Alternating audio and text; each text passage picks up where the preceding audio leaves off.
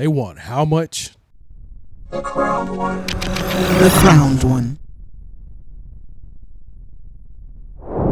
What's up, guys? How's it going? Glad to have you back here at the Crown One. And this article came out last month, and I wanted to get into it and talk about the price of admission when it comes to a game trailer at a video game awards and why on earth they cost so much. Let's get into it. If you guys are enjoying the content, don't forget to like, comment, subscribe, hit that notification bell for the latest updates and the latest uploads for the latest content.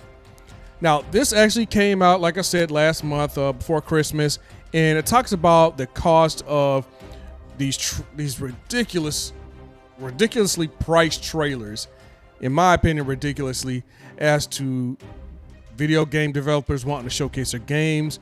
This is in effect kind of like Super Bowl commercials, but I want to get into just a bit of a price tag. Might do a little math, so let's talk about it a little. Now, the report suggests that the Game Awards charge up to $1 million.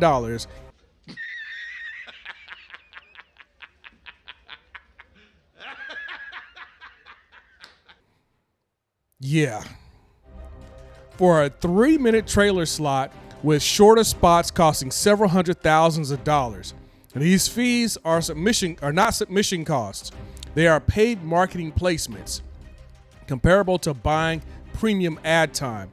Now, the Game Awards delivers massive reach, as we all know when we're watching. Actually, I think their modus operandi is streaming. I hope I'm using that right. Their main bread and butter is streaming. I don't know if they go on network television or any type of cable and stuff like that. I watch it on streaming as well. But they have massive reach with over 100 million global viewers across live stream platforms. Now, to put $1 million price tag in perspective, last year's award had some 14 million views. Now, this is where we start to get into the weeds of the math minutia, so just bear with me. Now, at 70 CPMs, that means cost per mille, that means 1,000 miles or 1,000 mils, indicates that an advertiser pays $70 every 1,000 views or impressions of an ad. Now, in practical terms, that's 1,000 views equals $70. That's 100,000 views equals $7,000. 1 million views equals $70,000. So you see where the math starts to really kick in based on those views. Now, in context of gaming events of large showcases, we're talking $70 CPM, cost per mils, is considered premium pricing.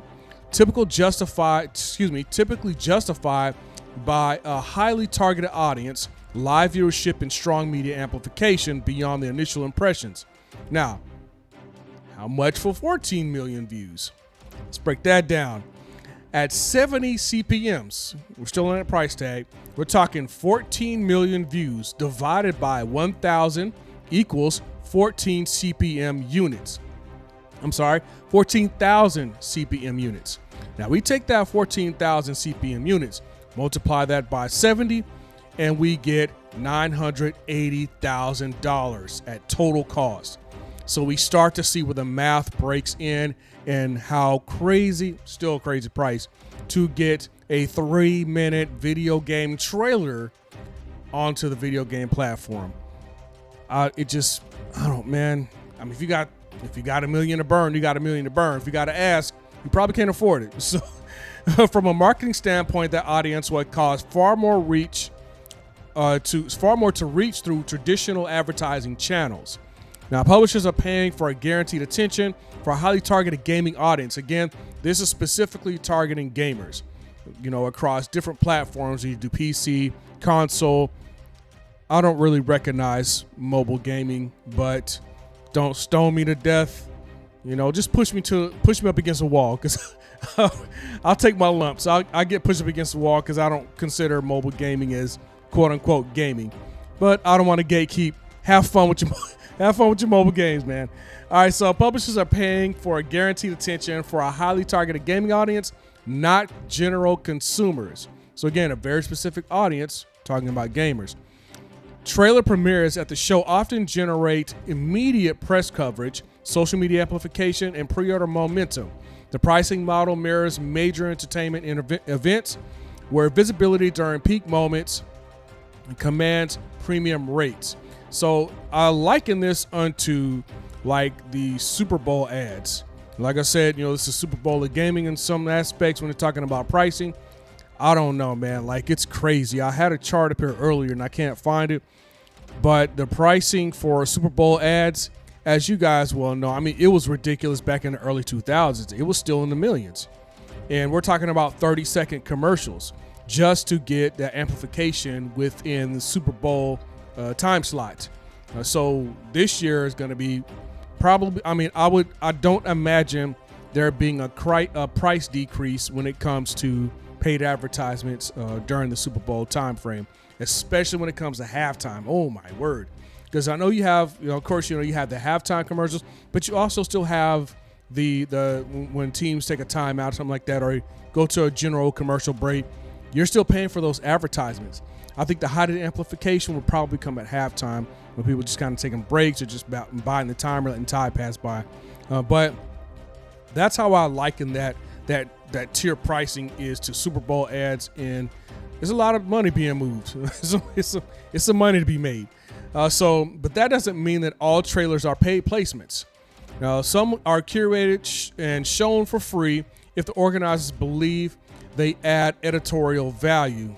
Now, I would liken this into, how can I say this? So, like, there within YouTube, if you guys are familiar with some of the YouTube studio features, there's one that's called, I think it's called promotions or engagement, something like that, where you can actually pay for exposure. So I liken it to that, or you can just upload your video like I do and just allow the algorithm to do its thing. Hopefully people like your stuff. Hope you like my stuff. And based on that, that's going to determine whether or not you get impressions, whether or not people are going to start seeing your stuff more so. But when it comes to some of the aspects of editorial value, you see that this can create a two-tiered system, paid, unpaid exposure. I would say high exposure, and I speak that in relative terms. High exposure, low exposure in editorial, in relative terms. Now you have paid marketing, which are slots for large publishers, and you have selective exposure for chosen projects, which doesn't appear to leave room for most indie developers that are priced out. And this is where I think some of that two-tiered starts to kick in a little more, because you have the independent developers versus syndicated that don't have that amount of funding. And they're just kind of, you got some indie developers, they're kind of developing the games by themselves. You might have somebody developing what would be considered a top-tier game in their closet, or I'm saying the closet, in their basement or their garage. And they push out something that's not AAA, but still a great, and I'm not talking just an okay game or this is a nice game, but like a phenomenal game. Claire Obscure 33. That was a phenomenal game. And I only say that because of reviews. I haven't played that game myself. I've been encouraged to play it. Like I said, in some of my other videos, or I think it's my last video where Claire Obscure is turn-based RPG. And I like RPGs, but I'm really not into turn-based. However, I've considered making an exception for Claire Obscure Expedition 33 because of just some of the rave reviews that's been coming out, and graphics are really nice, top tier stuff, and the storyline is just nice. So who knows? Maybe I'll do an upload. Now, when it comes to some of that top tier pricings, it could reinforce perceptions that the show favors big budget titles. Ultimately, the high cost reflects commercial reality. The awards show monetized attention to fund production and sustain its scale. I could say this from a marketing perspective, or even just a capitalist perspective. Money talks. Now, me again, I don't know. I don't know how I feel about this, because I like to game and I don't do it for profit. If people want to pay me to game, like pay me to watch me game, like on my YouTube channel, which is video game uploads that I do. That's how I start this channel. That's cool. But as far as like paying for $1 million for an advertisement, this is not going to go well with other people, but this is my opinion. I don't know if I favor it. You know, I might be a little on the fence because I'm not against capitalism, obviously. But when it comes to like high dollar values and stuff like that, and you're trying to get exposure, and your competition are those $1 million AAA studios, when you're just trying to get out a cool game to other people. Now, I'm a big friend of competition. Hey, spirit of competition, let's run it. And I won't say I don't believe in paid advertising, because you still want to get your stuff out there. I mean, you want as many people as possible to know about this game that you're developing. So I mean, definitely points for people who are paying for those advertisements. They want exposure. That makes sense. I mean, it'd be no different than somebody standing on the sidewalk trying to sell some CDs. You know, they're gonna shout across the sidewalks, up and down the sidewalks, trying to get notified. Again, if you got it, you got it. If you got the $1 million, you got $1 million. As far as the non-tier, or excuse me, not the non-tier, but the ones that don't pay for the advertisements, I think like gamers can discover. Oh, that's my dog. He's going crazy. I think gamers will discover the game, but as far as reach, that can prove a bit cumbersome because you may not have that $1 million. And again, this is just talking about an award show. We're not talking about the entire spectrum of gaming, just an award show where lots of, we have millions of viewers, or excuse me, millions of views on these award shows. Again, so that goes to the exposure. I'm not sure if this is the biggest game awards. Okay, no, this is just talking about one. This is talking about one.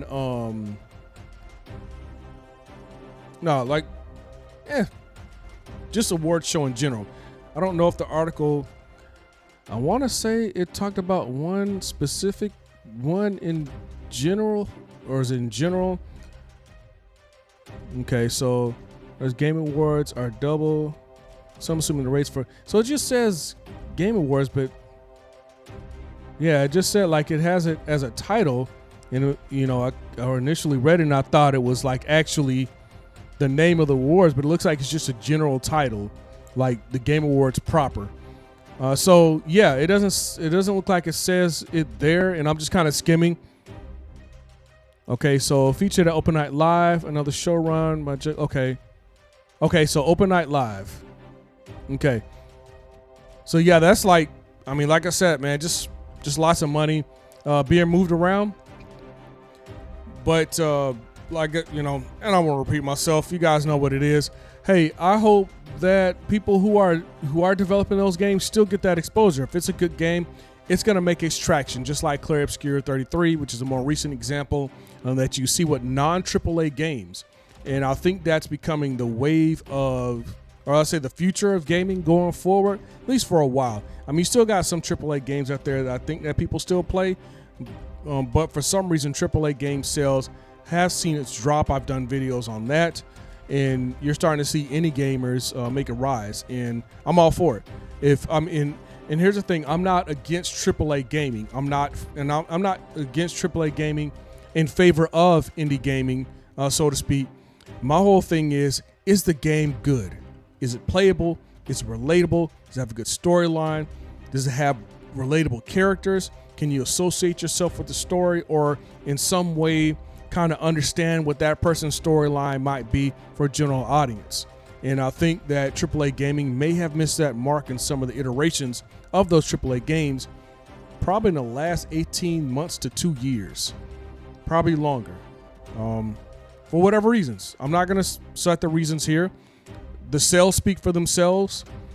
The feedback speaks for themselves. So we can debate all day about the reason. Just look at the sales. The numbers don't lie. So I hope that, whether or not this continues going on, which I'm sure it will, if it's a good game, I hope to come across it and perhaps play it if I enjoy it, or if it's something it's a genre that I want to play. So if you guys are enjoying the content, I do appreciate you guys' support. Don't forget to like, comment, subscribe. Hit that notification bell for the latest updates on the latest uploads for the latest content. Hope you guys had a wonderful Christmas and a happy New Year. It's time to get back to work, and I'll talk to you guys later.